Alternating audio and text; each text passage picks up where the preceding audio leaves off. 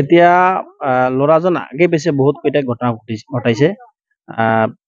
তাৰ কাৰণে ৰাইজে অতিষ্ঠ হৈ আজি ল'ৰাজনক ধৰি আৰক্ষীক গতাই দিছে।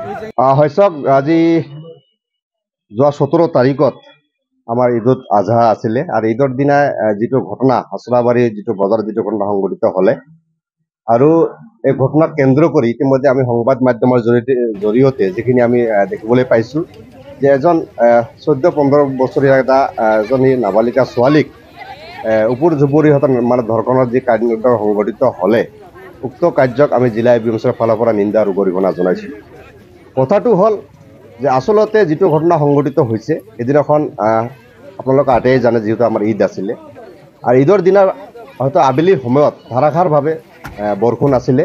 বৰষুণৰ ফলত আপোনালোকে জানে আটাই ঈদৰ উপলক্ষে অৰ্থাৎ ল'ৰা ছোৱালীখিনি মানে অলপ ফূৰ্তিত তেখেতসকলে মানে ঘূৰা ফুৰা কৰে আৰু এনেকৈ ঘূৰি ফুৰা সময়তে এনেকুৱা বৰষুণ আহিল মানে সেই সময়ত এই দোকানখনত মানে যিজন ল'ৰাই হয়তো ধৰ্ষণ কাণ্ড সংঘটিত কৰিছিল এই ল'ৰাজনৰ হাতত দোকান আছিলে বজাৰত আৰু মেক্সিমাম দোকান সেইদিনাখন বন্ধ আছিলে আৰু তাকে সুযোগ লৈ পেলাই সেইটো ঘটনা হয়তো তাত দোকানখনৰ সন্মুখত ছোৱালীজনী আশ্ৰয় লৈছিলে। হয়তো দোকানখনৰ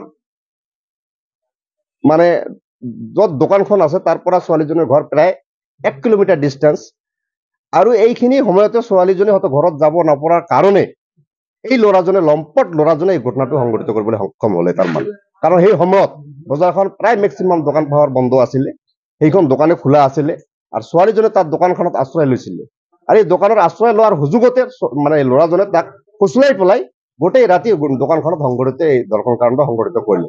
গতিকে মই জিলা প্ৰশাসনক বা অসম চৰকাৰক আহ্বান জনাম যে আচলতে এনেকৈ ধৰ্ষণ কাণ্ড কিমান দিনলৈকে চলি থাকিব।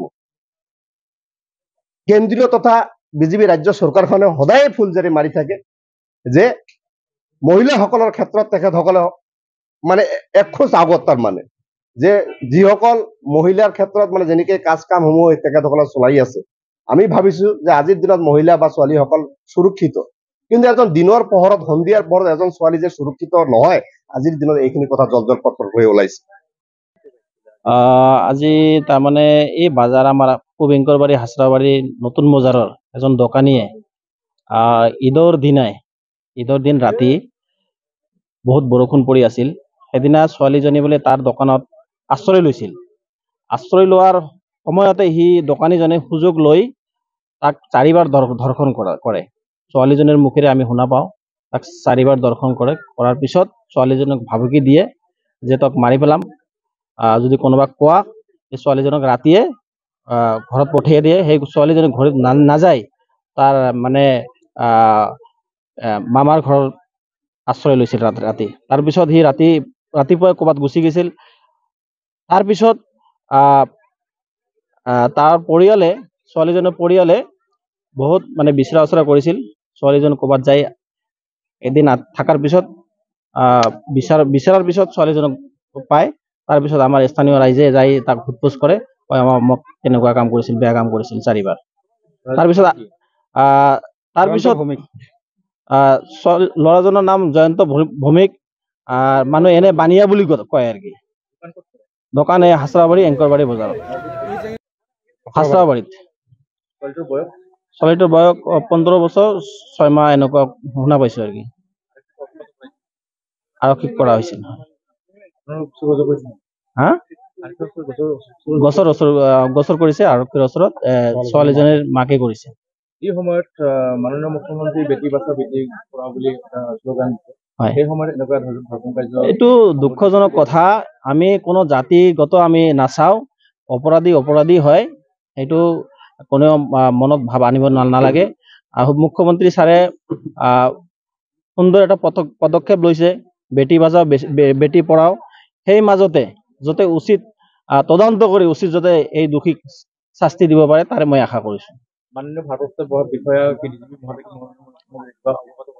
হয়, আপোনালোকৰ জৰিয়তে যাতে আমাৰ এই ছোৱালীজনী যাতে ন্যায় পায় তাৰ কাৰণে মই আৰক্ষীক মই কাতৰে অনুৰোধ কৰিছোঁ। মই এইখন বজাৰৰ প্ৰেচিডেণ্ট হিচাপে, এইখন বজাৰৰ কমিটিৰ মই প্ৰেচিডেণ্ট, যাতে আমাৰ এইটোক লৈ এই কেন্দ্ৰ কৰি যাতে আমাৰ কোনো জাতিগত যাতে ইয়াতে সংঘৰ্ষ নহয় তাৰ কাৰণে মই অনুৰোধ কৰিছোঁ।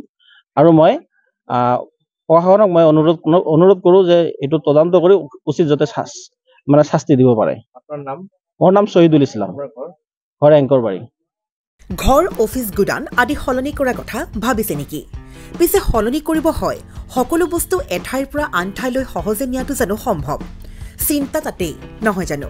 কেৱল ঘৰ অফিচেই নহয়, ডাঙৰ ডাঙৰ মেচিন, বাইক, ডাঙৰ ডাঙৰ গাড়ীকে ধৰি সকলো বস্তু। পিছে এতিয়া আৰু চিন্তাৰ কোনো কাৰণ নাই। আপোনাৰ এটা মাথো ফোন কলতে সমাধান হৈ পৰিব এনেসমূহ সমস্যা। আপোনাৰ কাষত আংকুশ কাৰ্গো পেকাৰ্ছ এণ্ড মুভাৰ্ছ সমগ্ৰ ভাৰততে প্ৰভাইড কৰে ডোৰ টু ডোৰ ছাৰ্ভিচ। গতিকে দেৰি কিহৰ?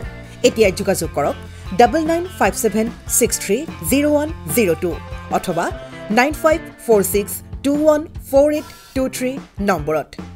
লগতে ঠিকনা ফটাহিল আমবাৰী নিয়েৰ অনাথ আশ্ৰম, আমবাৰী থানা, গুৱাহাটী।